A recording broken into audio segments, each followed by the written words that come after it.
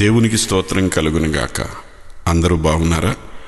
ఒక వ్యక్తి తన జీవితంలో దేవుని చిత్తములోనూ దేవుని ఉద్దేశములోనూ జీవించినప్పుడు అతడు తీవ్రమైన అశాంతికి, కలవరానికి గురై ఉంటాడు. అలాగే ఒక వ్యక్తి దేవుని చిత్తములో, ఆయన ఉద్దేశంలో జీవిస్తున్నప్పుడు అతనిలోని శాంతిని, ప్రశాంతతను మనం తప్పక చూడగలుగుతాం.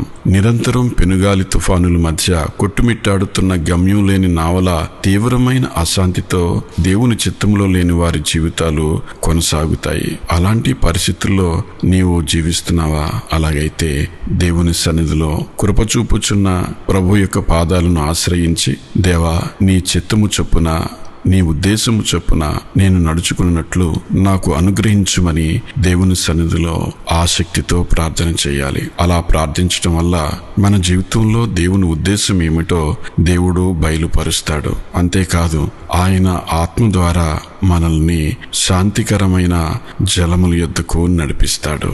కీర్తన 1వ అధ్యాయం 1, 2, 3 వచనాలు.